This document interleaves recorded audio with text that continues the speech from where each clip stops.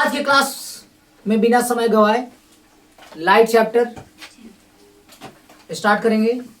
आप किसी भी क्लास के बच्चे हों, क्लास 6, 7, 8, 9 या 10th, या आप 11, 12th के बच्चे हों, अगर आपके 11, 12th में भी अगर फिजिक्स कमजोर रहा है तो आप लाइट चैप्टर अगर अच्छे से आज पढ़ते हैं तो आपका दोबारा कभी दिक्कत नहीं होगा।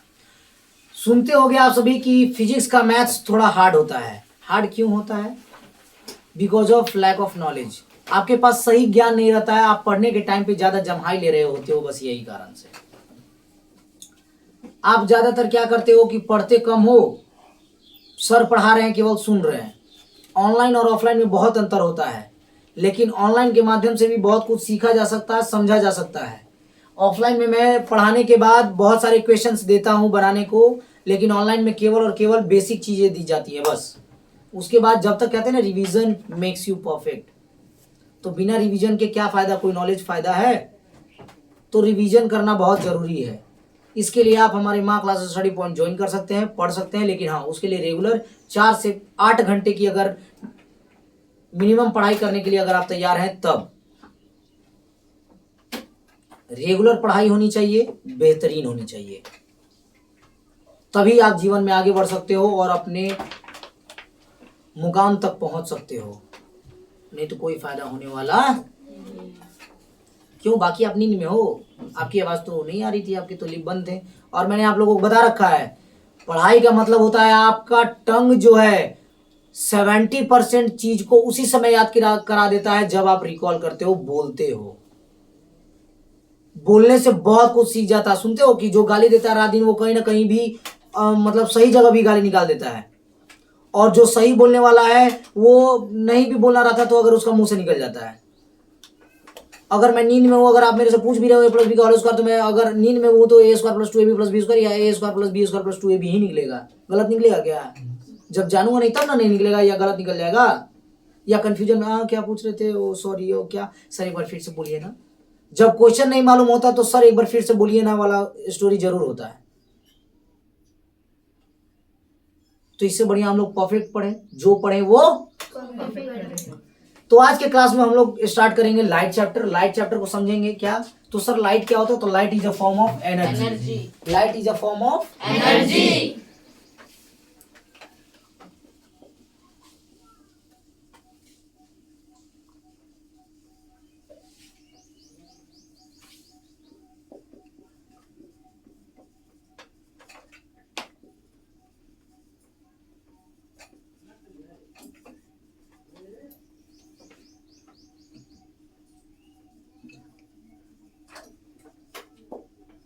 Light is a form of energy which provide us to see everything around us.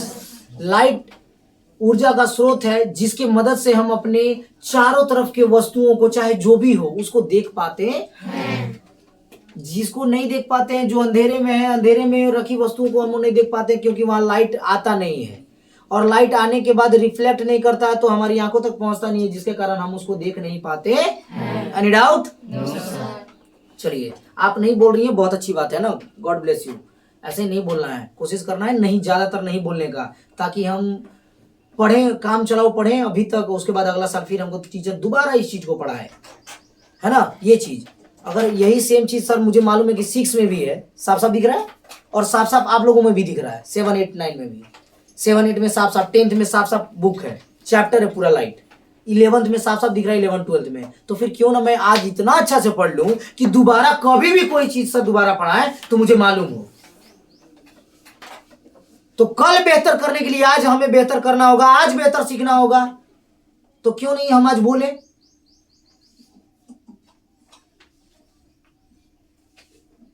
आप अपने माता पिता का नाम रोशन कर सकते हो, बगल वाला नहीं।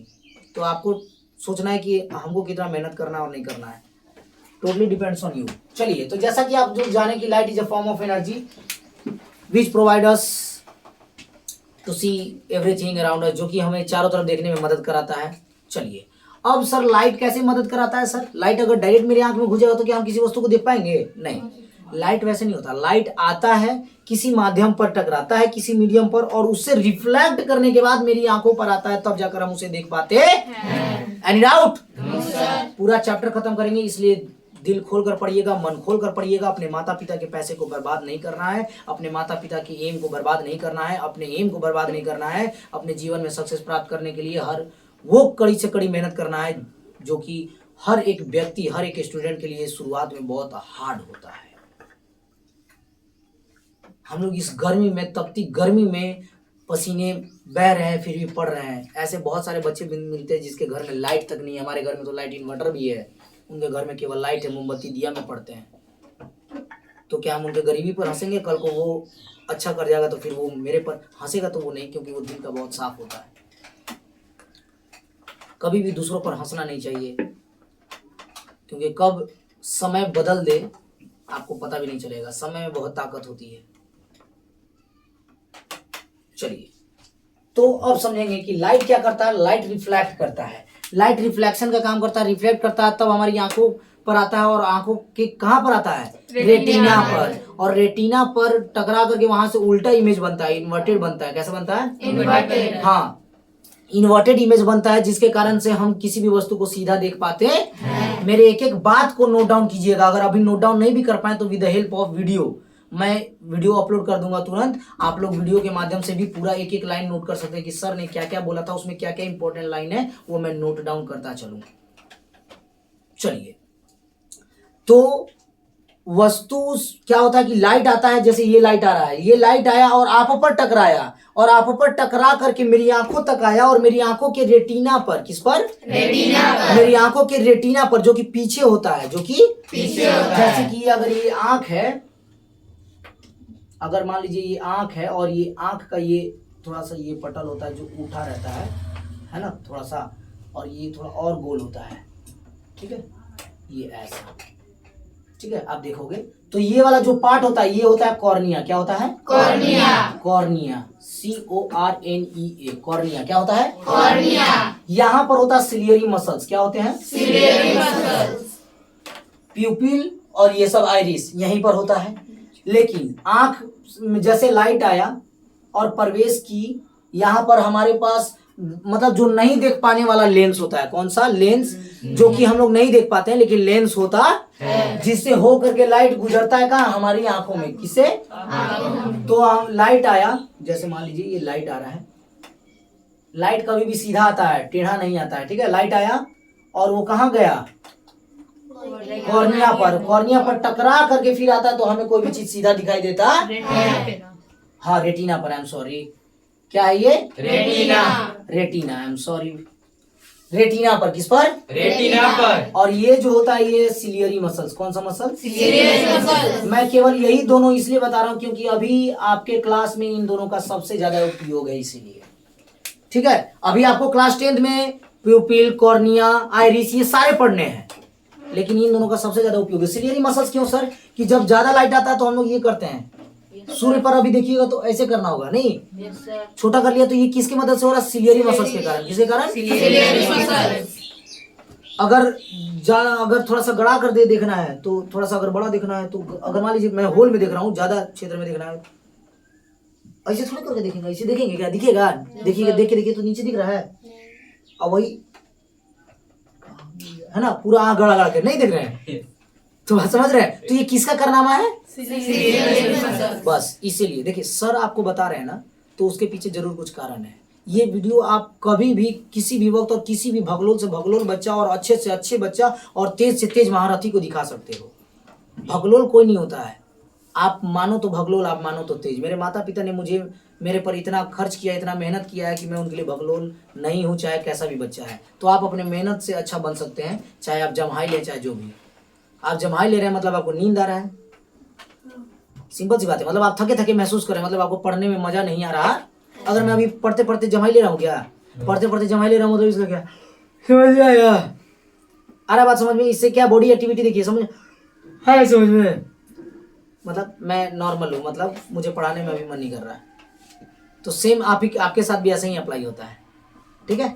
चलिए, तो ये हो गया, और इसको रेटिना पर टकराता है और टकरा करके जाता है, तब जाकर के हमें कोई भी चीज सीधा दिखाई देता है। और ये जो टकरा करके, और जो वस्तु, ऑब्जेक्ट, कोई भी ऑब्जेक्ट, किसी भी चीज, वो ऑब्जेक्ट कहलाता है। और उसका जो छाया बनता है, जो छाया मतलब कि प्रतिबिंब, क्या? प्रतिबिंब।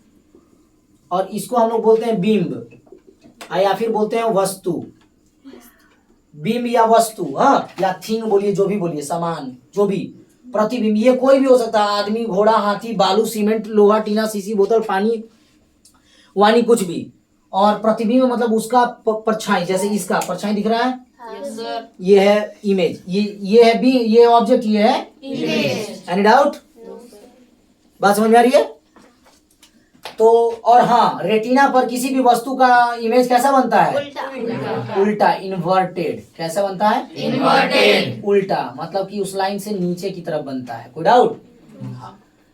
जैसे यहाँ पर कोई वस्तु अगर सीधा है तो यहाँ पर कैसा दिखाई देगा? उल्टा, तब जाकर के हमें सीधा दिखाई देता है। चलिए अब सुनिएगा, यहाँ तक हो गया सर। तो अब एक बात बताइए सर, लाइट आएगा और टकराएगा जाएगा तब तो ऐसा होगा। चलिए सर, इतना तो आप हमको समझा दिए कि लाइट आता है, रिफ्लेक्ट करता है, उसके बाद हमें कोई भी वस्तु दिखाई देती है। चलिए सर, तो इस हिसाब से हम लोग एक इस चीज को समझने के लिए मिरर ले लेते हैं। क्या ले लेते हैं? मिरर। पूरा दिखाई दे रहा है यहाँ? पूरा नहीं दिखाई दे रहा है, यहाँ तक दे रहा है। चलिए ठीक है। मिरर क्या लेते हैं हम लोग? मिरर। मिरर को हिंदी में बोलते हैं दर्पण। क्या बोलते हैं? दर्पण। मिरर दो प्रकार के होते हैं। कितने प्रकार के? दो प्रकार के। कौन के? प्लेन मिरर, प्लेन मिरर और स्फेरिकल मिरर।